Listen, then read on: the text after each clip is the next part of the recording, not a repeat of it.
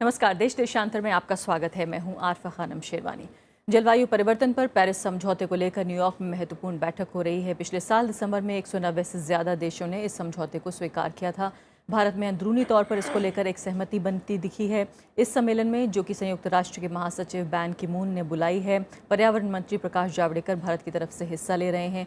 भारत ने एक सशक्त जलवायु समझौते की वकालत की है, जो कि जलवायु परिवर्तन पर संयुक्त राष्ट्र संधि प्रावधानों और सिद्धांतों पर आधारित हो। क्यों महत्वपूर्ण है आखिर ये समझौता? विकसित और विकासशील देशों के नज़रिए से किस तरह से अलग अलग देखा जाए? क्या स्थितियां हैं दोनों किसको लेकर? और कैसे जलवायु परिवर्तन से जुड़े जो मुद्दे हैं उनको हल करने की दिशा में क्या इसको कोई सार्थक पहल माना भी जा सकता है या नहीं? क्योंकि पिछली जितनी भी बैठकें हुई हैं उनके नतीजों को देखते हुए बहुत ज़्यादा उत्साह नहीं होता है, लेकिन क्या कुछ हम उम्मीद कर सकते हैं इस बैठक से, जाने की कोशिश करेंगे। हमारे साथ गोपाल कृष्ण अग्रवाल हैं, जो कि नेशनल स्पोक्सपर्सन है बीजेपी के। दूसरे खास मेहमान नितिन सेठी हैं, एसोसिएट एडिटर हैं बिजनेस स्टैंडर्ड के। तीसरे खास मेहमान संतोष मेहरोत्रा हैं, प्रोफेसर हैं इकोनॉमिक्स के जेएनयू में, जाने माने अर्थशास्त्री हैं।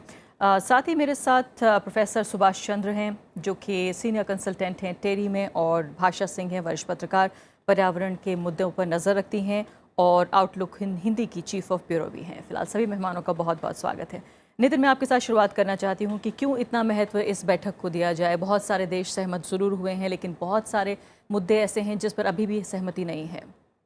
ये टीटी लागू होनी थी 2020 से, अब इस पे डिस्कस हो रहा है कि शायद ये 2020 से पहले हो जाए, लेकिन टीटी लागू होने के और आज साइन होने के बीच में कम से कम 160 अलग अलग किस्म के स्टेप्स हैं जो सारे देशों को एक साथ लेने पड़ेंगे। जैसे कि आप अगर बोलते हैं कि हम लोग को सब मिल के काम करना है, तो किस मापदंड पे तोला जाएगा किसने कितना किया, ये सब चीज़ें अगले 3-4 साल की प्रक्रिया में निश्चित होंगी। जब वो निश्चित हो जाएंगी उसके बाद, जैसे इंटरनेशनल जो अंग्रेजी में बोलते हैं, रैटिफाई करी जाएगी ये ट्रीटी। जब ये रैटिफाई हो जाएगी और कम से कम 55 देश जिनका टोटल कार्बन जो है 55% है, जब वो जुड़ जाएगा तभी ये ट्रीटी काम शुरू होती है काम करना। तो अभी एक तरीके से देश सिर्फ इतना बोल रहे हैं कि पॉलिटिकली हम इस ट्रीटी के साथ हैं, हम इसके खिलाफ कुछ नहीं करेंगे, पर तो ऐसा नहीं है कि जो है ये एक रस्मदाई के तौर पे देखा जाएगा कि आपकी सहमति है इस पर, बस इतना ही है। इससे ये नहीं है कि कल सुबह से काम शुरू हो जाएगा। काम बहुत पड़ा है आगे 3-4 साल। और पिछला जो हमारा एक्सपीरियंस है दिखाता है, इससे पहले क्योटो प्रोटोकॉल साइन हुआ था, क्योटो प्रोटोकॉल बनने और उसके एक्चुअली शुरू होने के बीच में कम से कम 3-4 साल लग गए थे, और कई विकसित देशों ने अपना हाथ पकड़ के रखा हुआ था कि हम नहीं साइन करेंगे जब तक हमें और 50 चीजें ना मिल जाएं। तो वो देखने का चीज है कि अगले 3-4 साल में कौन से देश आते हैं। अगर आप देखें कि क्योटो प्रोटोकॉल का दूसरा हिस्सा, दूसरा चरण जो था, उस पर साइन करना था यूरोप को, यूरोप आज तक नहीं कर पाया है, उसमें भी 3 साल निकल गए हैं। तो ये एक तरीके से सब लोग देश साथ आ रहे हैं, बोल रहे कि हम इसके खिलाफ कुछ नहीं करेंगे, पर ये ट्रीटी चलेगी कि नहीं, इसमें अभी बहुत साल बचे हैं देखने को। लेकिन इससे पहले कि हम बहस में आगे बढ़ें, ये भी महत्वपूर्ण है बताना दर्शकों को कि आखिर ये जिस अग्रीमेंट की, जिस समझौते की बात हो रही है, इसके कोई 5 महत्वपूर्ण ऐसे पहलू हम देखने की कोशिश करें जो कि शायद पिछले जो बैठकें हुई हैं उनसे अलग है और शायद आगे बढ़ने की संभावना ज्यादा है। इसमें 3-4 चीजें बहुत अहम है। एक, सब देश इसमें कुछ ना कुछ करेंगे। पिछली ट्रीटी के क्योटो प्रोटोकॉल के तहत सिर्फ विकसित देशों को काम करना था, विकासशील देशों को तभी काम करना था जब उनको पैसा मिले, टेक्नोलॉजी मिले। और इस बार चीन और भारत का नाम भी लिखा इस बार चीन और भारत का नाम उतने ही, करीबन उतने ही बराबर मापदंड पे जितना यूएस का है या यूके का है या बाकी यूरोपियन देशों का है। कमिटमेंट है पैसा देने की विकसित देशों से, लेकिन वो इतनी ढीली है कि आपको पता नहीं वो पैसा आएगा किस रूप में आएगा, कब आएगा। एक फर्क तो ये हुआ, एक फर्क ये हो गया। दूसरा, पहली बार अकाउंटिंग स्टैंडर्ड्स एक बराबर होंगे सबके लिए। आपको जितनी अच्छी निगाह से खोदा जाएगा कि आपने पूरा किया काम, जितना बोला उतना किया नहीं किया, वो उसी लेवल पे होगा जिस लेवल पे यूएस से पूछा जाएगा। ये भी पहले फर्क था। हम बोलते थे हम विकासशील देश है, हमारी इतनी कैपेसिटी नहीं है, रियायत होनी चाहिए, थोड़ी रियायत होनी चाहिए। वो रियायत अब खत्म हो जाएगी, 2018-19 तक आते आते वो रियायत खत्म हो जाएगी, तो हम एकदम बराबर उसी तहत आ जाएंगे। तीसरा, इसमें एक रिन्यू प्रोसेस है जिसके तहत हम हर कुछ साल बाद वापस जाएंगे, देखेंगे जो हम कर रहे हैं काफी है कि नहीं है। अगर काफी नहीं है तो सब देशों पे थोड़ा प्रेशर बनेगा कि आप ज्यादा करिए। जबरदस्ती नहीं करी जा सकती, लेकिन एक ग्लोबल प्रेशर बनेगा कि आप और करिए, जितना कार्बन आप काट रहे हैं कम है, ज्यादा करना है। ये भी पहले प्रोसेस में नहीं था। तो एक 5 साल में, हर 5 साल की साइकिल में दोबारा इसको एक तरीके से, और पहला रिव्यू ये जो है 2018 में ही होने वाला है, कि जो अभी हम लोगों ने टारगेट दिए हैं पूरे पड़ते हैं कि नहीं, ये 2018 में ही हो जाएगा। तो ट्रीटी शुरू होने से पहले ही एक तरीके से सवाल उठेंगे कि क्या ट्रीटी ठीक बैठ रही है। ट्रीटी नहीं बोलना चाहिए, अग्रीमेंट बोलना चाहिए कि अग्रीमेंट सही बैठ रहा है कि नहीं। गोपाल कृष्ण अग्रवाल, यहाँ महत्वपूर्ण सवाल ये उठ रहे हैं कि भारत की लंबी लड़ाई रही यहाँ, भारत में एक्टिविस्ट, इसके अलावा दुनिया भर में एक्टिविस्ट इस बात को कहते रहे कि जो देश तरक्की कर चुके हैं, जिन्होंने दरअसल ज़्यादा पूरा प्रदूषण फैलाया है पूरी दुनिया के एनवायरनमेंट में, जिसकी सज़ा दरअसल विकासशील देशों को भी मिल रही है, उनके लोगों को भी भुगतना पड़ा है, लेकिन यहाँ जो ये बराबरी की बात हो रही है, दो अनइक्वल लोगों के बीच कैसे बराबरी होगी?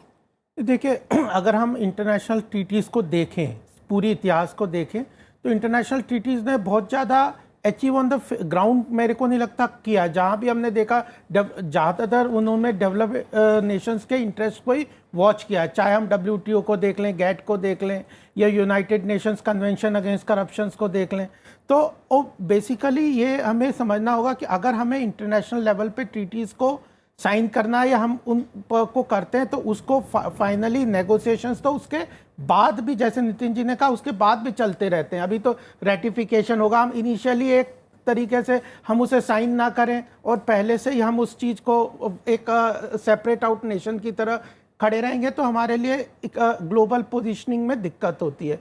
तो हमें लगता है कि इस बार हमने चेंज करके हमें साइन कर देना चाहिए। उसके बाद अपने इंटरेस्ट को हम फिर भी वॉच कर सकते हैं, करते भी रहेंगे, हमारे इंटरेस्ट को कहीं हम नहीं। तो साइन करने के बाद, हस्ताक्षर के बाद भी कैसे इंटरेस्ट प्रोटेक्ट क्योंकि नेगोशिएशन तो उसके बाद भी 160 जो नेगोशिएशंस इन्होंने कहे हैं, फिर रेटिफिकेशंस के प्रॉब्लम है, फिर हम देखते हैं कितने दूसरे नेशंस उनके ऊपर आगे बढ़ते हैं अपने कमिटमेंट पे, कितना वो फंड्स कमिट करते हैं, सारी चीज़ें इसमें है। जहाँ की इतने ट्रिलियंस की, इतने पैसों की कमिटमेंट की बात है, फाइनेंशियल टेक्नोलॉजीज़ के ट्रांसफ़र की बात है, तो ये सारी चीज़ों को अभी ये एक बेबी है जिसको कि ग्रो करना है, और हमें इंटरनेशनल कम्युनिटी के सामने यह नहीं दिखना है कि हम एक अकेले खड़े, हम ग्लोबल कम्युनिटी के साथ नहीं चलते।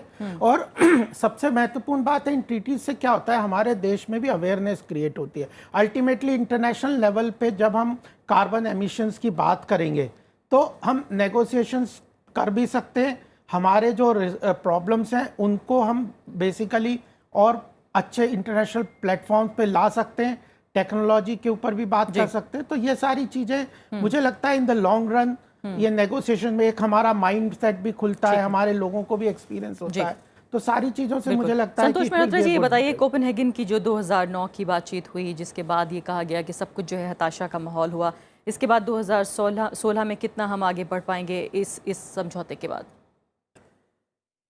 देखिए, अब तो हस्ताक्षर होने जा रहे हैं, हाँ, किस तरीके से हम आगे बढ़ेंगे ये तो हर देश पर निर्भर करेगा।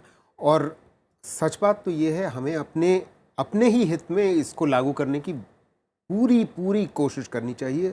जितना हम कमिट कर रहे हैं उससे ज़्यादा कोशिश करनी पड़ेगी, क्योंकि हालांकि हम आज बहुत ज़्यादा ग्रीन हाउस गैसेस को कंट्रीब्यूट नहीं कर रहे हैं, मगर आगे चलते हुए जैसे जैसे तरक्की होगी, विकास दर बढ़ेगी, हमें इन्वेस्टमेंट इन चीज़ों में करना पड़ेगा।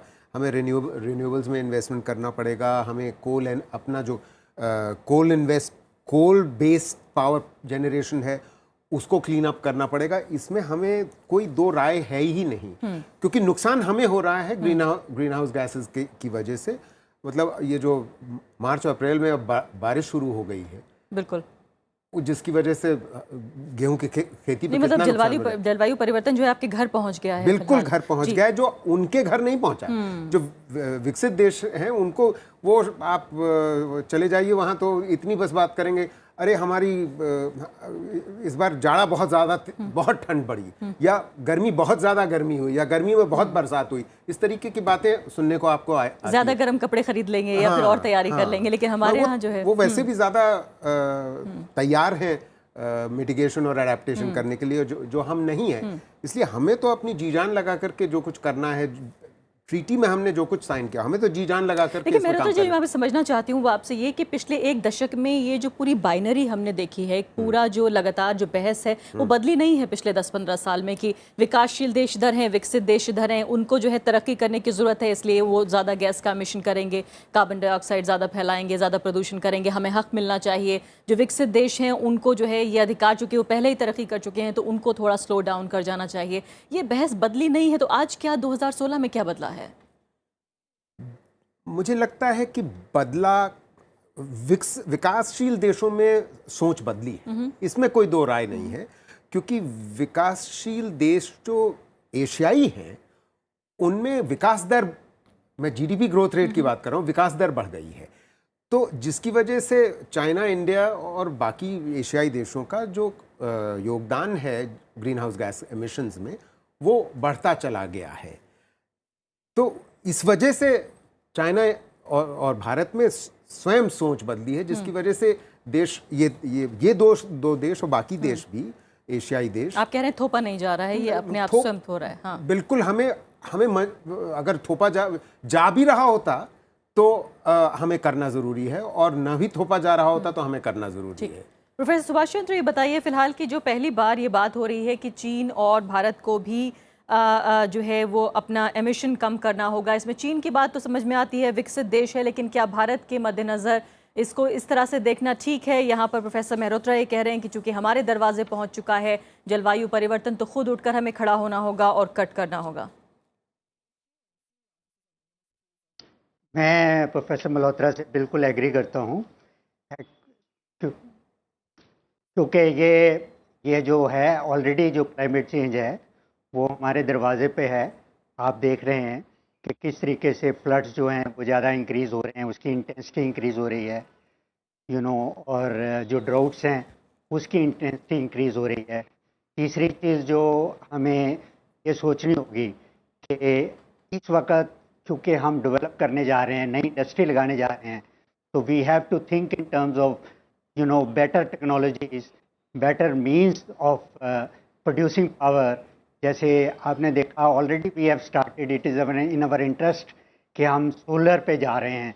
We are trying to improve the ratio of solar in our energy budgeting. बहुत कुछ हो सकता है बाकियों से। मेरा ये विचार है कि ये जो एग्रीमेंट है ये एक लैंडमार्क एग्रीमेंट है, इन ए सेंस कि हर एक आदमी अब समझ रहा है कि जो फॉसल फ्यूल है उनका जो एरा है, it has to come to an end. It's a question of time, so this is a major achievement जिसे कह सकते हैं इस पर्टिकुलर एग्रीमेंट की है, कि एक किस्म की अवेयरनेस है सब जगह कि हमें क्लीन एनर्जीज यूज़ करनी चाहिए, कम से कम कार्बन एमिशन करनी चाहिए। जब एज ए साइंटिस्ट तो मैं ये कहता कि it would have been better कि हम इसकी जो बजटिंग करते, कार्बन बजटिंग, कि कितनी बजटिंग जो लोग कह रहे हैं कि 1000 बिलियन टन्स ऑफ कार्बन जो है वो मैक्सिमम हम एटमॉस्फेयर में डाल सकते हैं, जिसके कारण जो राइज इन टेम्परेचर है वो 2 डिग्री तक मेंटेन होगा।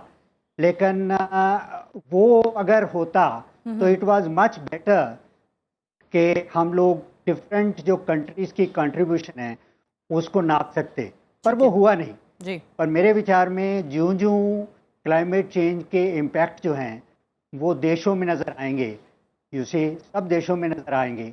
लोगों के पास मिटिगेशन स्ट्रेटजीज भी हैं जी, लेकिन ये जो नेचुरल कॉजेज हैं, जैसे ड्राउट्स हैं, कैलिफोर्निया में 5-6 साल वो कहते हैं बारिश ही नहीं हुई, ये सब जगह जो है इसके इम्पैक्ट जो है वो देखने को मिल रहे हैं। और मेरे विचार में ये बड़ा अच्छा एग्रीमेंट है। लेट अस होप कि 55% of the nations which contribute 55% to this particular missions, they sign it with in the year. ठीक है, because that is very Subhash ji, important. वापस लौटती हूँ दूसरे पैनलिस्ट को शामिल करती हूँ। नितिन, आप जल्दी से जवाब दीजिए जो कह रहे हैं। मैं कह रहा हूँ जो कार्बन बजट की बात करी बहुत सही करी, लेकिन इस पेरिस एग्रीमेंट का सबसे बड़ा फेलियर, और उसमें हिंदुस्तान का भी थोड़ा हाथ रहा है कि हमारा भी फेलियर रहा है कि कार्बन बजट का कॉन्सेप्ट हम इसमें डाल नहीं सके। प्राइम मिनिस्टर मोदी बोलते रहे कि क्लाइमेट जस्टिस होना चाहिए, लेकिन वो क्लाइमेट जस्टिस का शब्द एकदम मुखौटे की तरह उसमें थोड़ा सा डाल दिया गया हिंदुस्तान को खुश करने के लिए, एक्चुअली उसमें है नहीं। तो आने वाले सालों में हिंदुस्तान जैसे विकासशील देशों के लिए जो जगह बच जाएगी अपने एमिशंस के लिए वो बहुत कम होगी, और वो ये पेरिस एग्रीमेंट बचा नहीं पाया है हिंदुस्तान के लिए। भाषा सिंह, आप बहुत दौर से एक खबर इसको कवर करती रही हैं, क्लाइमेट चेंज के मुद्दे को। कहा जा रहा है कि जो टारगेट रखा जा रहा है, अगर उससे कम भी टारगेट रखा जाए और उसके बावजूद भी अगर तमाम ऑयल, गैस और कोल बर्निंग इंजन का काम कल से बंद कर दिया जाए, उसके बावजूद भी जो टारगेट है उसे नहीं मीट किया जा सकता। क्या आप इस बात से इत्तेफाक रखती हैं? और दूसरी बात, फिर तरीका क्या होगा अगर ये नहीं है तो? मेरा मानना है कि अभी जो पूरी प्रक्रिया चल रही है वो एक तरह के दबाव के तहत है, जिसमें एक बेहतरीन शेर याद आता है कि जन्नत की हकीकत मालूम है पर दिल को बहलाने को गालिब ख्याल अच्छा है, क्योंकि पहले के जो हाल है और जो डिप्रेशन पूरा कोपेनहेगन के बाद आया था, उससे उबरने की एक कवायद है जिसमें दोषी कौन बड़ा है छोटा है इसको दरकिनार किया गया, जो विकसित देश खासतौर से भारत जैसे तमाम देशों के लिए थोड़ा सा एक कष्ट का विषय भी रहा, जिसमें काफ़ी चर्चा हुई।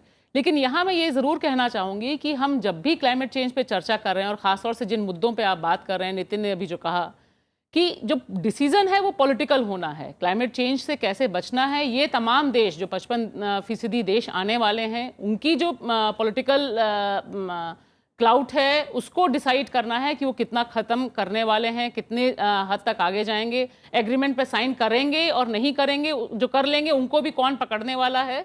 ये तमाम एक जो पेचीदा सवाल हैं और इस बीच जो पृथ्वी को बचाने की प्रक्रिया है, क्योंकि संकट सवाल ये नहीं है कि सिर्फ विकसित देशों पर है या विकासशील देशों पे है, आज के तारीख में संकट हर जगह है और इसमें न्यूनतम तापमान जो हम किस तरह से कम कर पाएंगे, जो एमिशन की बात है, ट्रांसफ़र ऑफ टेक्नोलॉजी की बात है कि ट्रांसफ़र ऑफ टेक्नोलॉजी और जो मिटिगेशन वाली जो पूरी प्रक्रिया है उसकी जो बात है, तो मुझे लग रहा है कि एक जो शब्दावली का हम इस्तेमाल करते हैं वो एक सुकून तो देती है, लेकिन उन शब्दावलियों का इम्प्लीमेंटेशन हम कैसे करेंगे, उसके स्ट्रिक्ट गाइडलाइंस क्या होंगे, जो गाइडलाइंस पे अभी साइन करने की बात है कि अगर साइन हो जाएगा उसके बाद जिन पैरामीटर्स को हमें चेक करना पड़ेगा उन पैरामीटर्स पे तमाम देश, क्योंकि हमें ये ध्यान रखने की ज़रूरत है कि जिस तरह का एक अर्थव्यवस्थाओं में संकट है, जिस तरह का एक इस समय तमाम जो बड़ी अर्थव्यवस्थाएं जिस संकट से जूझ रही हैं उसमें वो कितना जो प्रॉमिस कर भी रही हैं, ओबामा नहीं जा रहे हैं, लेकिन वो कितना एग्रीमेंट पे साइन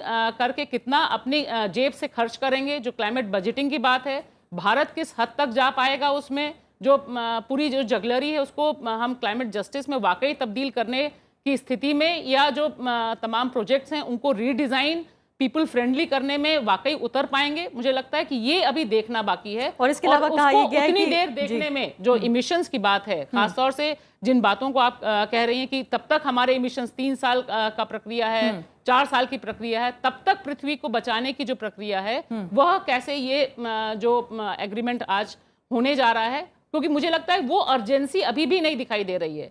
अभी भी कहीं ना कहीं से ये है कि जो बड़ा दोषी है वो सोच रहा है कि जो नया दोषी आया है उसके कंधों पे डाल दो और अपने कंधे झड़क लो। तो ये जो एक बिग ब्रदर वाली जो पूरी इमेज है वो यहाँ पर भी सस्टेन करते हुए आ रही है। और ऐसे में क्लाइमेट जस्टिस और खासतौर से जो छोटे द्वीप हैं, द्वीप देश हैं, उनके लिए जो अस्तित्व का संकट है वो अभी उतनी गंभीरता से, यही आपसे पूछ रही थी भाषा में कि जो नेचुरल इकोनॉमिक ग्रोथ है जिसकी बात हो रही है, जहाँ की करोड़ों लोगों को गरीबी से उबारना भी है, ये सब भी शामिल है, और जो ऑल्टरनेट हमारे पास एनर्जी के सोर्सेज की बात हो रही है वो भी बहुत सस्ते नहीं है और उसको लेकर जो कमिटमेंट है वो भी उतना नहीं है। तो ऐसे में क्या वाकई इसको इंसाफ के पैमाने पर तोला जा सकता है कि भारत जैसे देश जो हैं वो उतना ही कमिट करें जितना दूसरा देश कर रहे हैं? हाँ, क्योंकि मुझे लग रहा है कि ये ज़रूरी है कि जब जस्टिस की बात करेंगे तो वो एक रेट्रोस्पेक्टिव इफेक्ट उसका होगा कि दोषी कौन है, कैसे है, और साथ साथ सिर्फ यही नहीं है कि भारत के ऊपर, भारत सहित और जो देश हैं उनको टेक्नोलॉजी ट्रांसफ़र का जो एक बड़ा इशू है, उनको जो फंड का जो बड़ा इशू है, क्योंकि ये ध्यान देने की बात है कि कोपेनहेगन से पहले जो वार्ता हुई और उसके बाद जो वार्ता हो रही है उसमें जो बड़ा एक पहलू था वो फंड का था कि आप जो टेक्नोलॉजी की बात कर रहे हैं, जो आप मिटिगेशन एफर्ट्स उठाएंगे, finally who is going to, कौन उसका खर्चा उठाएगा, कहाँ से जिन गरीब देशों के बारे में या जो विकासशील देशों के बारे में बात हो रही है उनको वो टेक्नोलॉजी तकनीक हस्तांतरित किस प्रक्रिया में होगी, क्योंकि वो एक पेचीदा विषय है और उस पर जो राजनीतिक फैसले होने हैं। मेरा ये बहुत ठोस मानना है कि क्लाइमेट चेंज या जलवायु परिवर्तन की जो पूरी बहस है वो जितनी आगे और पीछे बढ़ी है उसके पीछे राजनीतिक, ठोस राजनीतिक और आर्थिक कारण हैं वैश्विक अर्थव्यवस्था के। हम अक्सर उनकी अनदेखी करके बाकी तमाम चीजों पे जो निटी-ग्रिटीज पॉइंट है उस पे चर्चा करते हैं और वो फाइनली जिस तबके को वो डिसीजन लेना है कि हाँ हम इतनी क्लाइमेट बजटिंग करेंगे, यहाँ से पैसा यहाँ जाएगा, मिटिगेशन की ये प्रक्रिया होगी, गरीब और जो भूखी तादाद है देश में, दुनिया में इतनी बड़ी, उसकी रक्षा ऐसे होगी। इन तमाम पहलुओं पे चर्चा कम होती है जिसकी जरूरत आज बहुत ज्यादा है। बिल्कुल। नितिन, मैं राजनीति की बात को ही उठाती हूँ कि किस तरह से जो ग्लोबल पॉलिटिक्स है, इमिग्रेशन का सवाल है, ट्रेड का सवाल है, और जिस तरह की राइट विंग पॉलिटिक्स अमेरिका में फिलहाल देखने को मिल रही है, दूसरे देशों में भी जो लगातार एंटी इमिग्रेशन जो पूरा माहौल है, आपको लगता है इससे जो है जो क्लाइमेट चेंज है किस तरह से राजनीति प्रभावित होती है? इस माहौल में सिर्फ राइट विंग पॉलिटिक्स या फासिस्ट पॉलिटिक्स जो कुछ एरियाज में है उस वजह से नहीं, एक ओवरऑल ग्लोबल इकोनॉमी अभी बहुत अटकी हुई है। लोगों के पास, आप किसी भी विकसित देश पे जाए, बोले कि अरे आपने बोला था $100 बिलियन देंगे हमें सालाना, वो कहाँ गए? तो निकालते हैं, बोलते हैं अच्छा हमने जेब से आपको $2 बिलियन पिछले साल बोले थे, इस बार उसको हरा रंग करके आपको दे रहे हैं। तो बोलते हैं हमने तो अपने आप के लिए, हमारे पास अपने लिए पैसा नहीं है, आपको कैसे दे दें? आप तो अब बड़े विकासशील देश है, आपको पैसा क्यों दे दें? तो उस सब माहौल में पैसे की उम्मीद करना, टेक्नोलॉजी की उम्मीद करना थोड़ा हवा में देखने वाली बात है। अभी हमने विश्वास कर लिया है कि देंगे, लेकिन भाषा कह रही है कि उसके बिना अगर आप सिर्फ सिम्टम्स ही को ट्रीट करते रह जाए, बीमारी को ना मुश्किल होगा देखें। और महंगा पड़ेगा।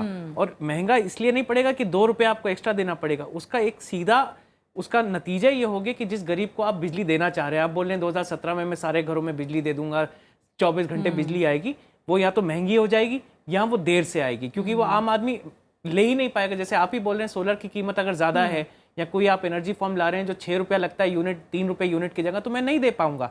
आप मेरे घर के सामने खंबा भी लगा देंगे तो मैं बिजली नहीं ले पाऊंगा, जो आजकल के गरीब में हिंदुस्तान में हाल है।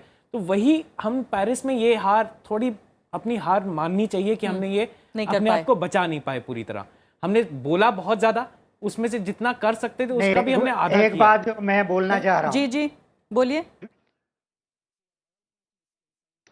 वो ऐसा है कि आई थिंक हम हिंदुस्तान में जो बैठे हैं, हमें वेरी पॉजिटिव देखना चाहिए। देखिए जो इमिग्रेशन है, it has become a major problem for the developed nations, जो कि मिटिगेशन में, जिनको ज़्यादा मिटिगेशन करनी है, वो मेरे ख्याल मिटिगेशन इसलिए नहीं करेंगे कि क्लाइमेट चेंज से प्रोडक्शन कम होगी, फूड कम होगा, प्रॉब्लम होगी।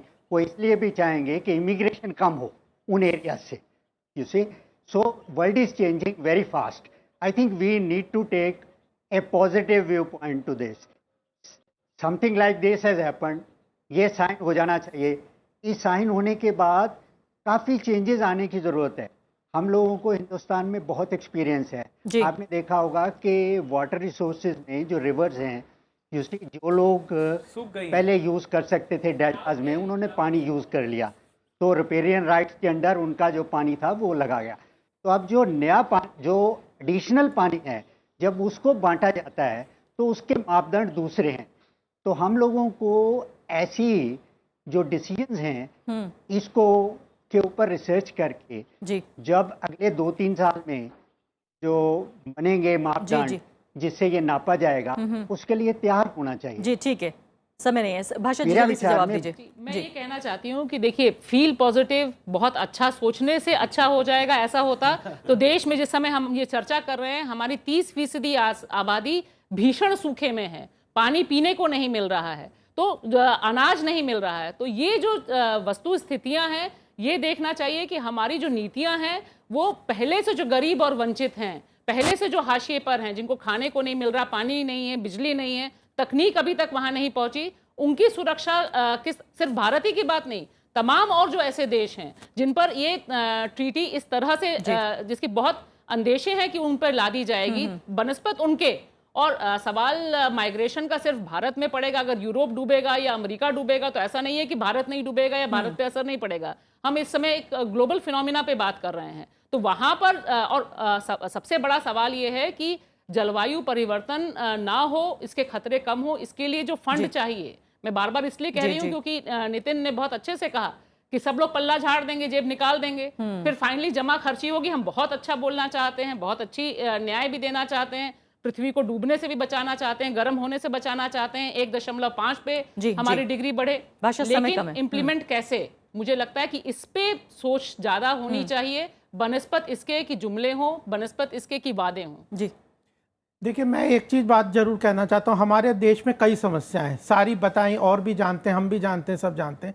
उन समस्याओं का समाधान इंटरनेशनल ट्रीटीज से हो जाएगा या कोई डेवलप्ड कंट्रीज हमारी समस्याओं का समाधान कर देंगे, वो कुछ होने वाला नहीं है।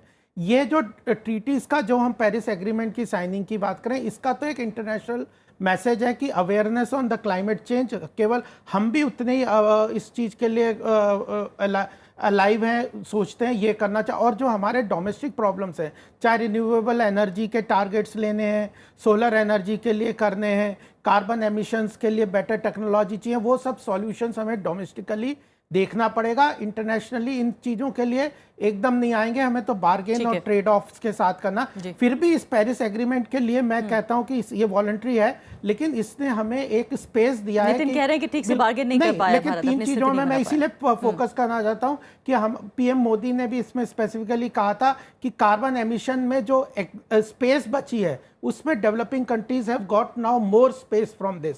सेकंड थिंग इज 2020 से लागू करना है रिडक्शंस जो है, तो हमें इतना टाइम पीरियड भी मिल रहा है, we are getting more space. Then the third is that commitment is simultaneously commitment of fund and technology. अगर वो नहीं करेंगे तो हम भी उन चीजों को नहीं करेंगे। तो मुझे लगता है कि ये चीजों को हमें पॉजिटिवली देख के करना चाहिए। कार्बन से इसका कॉन्सेप्ट पेरिस में दफना दिया गया था, ये मान के चलना चाहिए, इसमें कोई दो राय नहीं है। किसी भी एक्सपर्ट से पूछ लीजिए, कार्बन जस्टिस एक फ्रेज इस्तेमाल किया था प्राइम मिनिस्टर मोदी ने, वो एक पैराग्राफ में रखा हुआ है कि जो देश मानना चाहे कार्बन जस्टिस मान के घर चले जाए। इतना कार्बन जस्टिस है इस अग्रीमेंट में। अब इसमें अगले 4 साल में बहुत मेहनत करनी है कि जो हम छोड़ आए उसमें से थोड़ा बहुत वापस ले सकते हैं कि नहीं। मेरा तो जी लास्ट कमेंट सिर्फ इतना होगा कि मैं अग्रवाल जी से सहमत हूं कि हमें तो जो करना है वो तो करना ही करना है, और मैं नितिन से भी सहमत हूं कि हमें आगे जो जूझना है विकसित देशों से, उस जूझने के लिए हमें तैयारी अपनी पूरी करके जाना पड़ेगा। अगले 3-4 साल में जितना निचोड़ सकते हैं निचोड़े, क्योंकि टेक्नोलॉजी हमें बाहर से चाहिए होगी, हम सारी टेक्नोलॉजी अपने आप उसको विकसित नहीं कर सकते। बिल्कुल ठीक है, बहुत बहुत शुक्रिया सभी मेहमानों का। तो साफ तौर पर देखना होगा कि अब इसके बाद हस्ताक्षर तो एक रस्म अदायगी है, लेकिन उसके बाद जिस तरह से कदम उठाए जाएंगे उससे विकासशील देशों पर खासकर उनके विकास की पूरी प्रक्रिया पर कितना असर पड़ेगा। लेकिन ये याद रखना ज़रूरी है कि जो जलवायु परिवर्तन है वो आपके दरवाजे पर दस्तक दे चुका है, हर एक व्यक्ति को उसके लिए कदम उठाना ज़रूरी है। इसी के साथ अभी के लिए इतना ही, नमस्कार।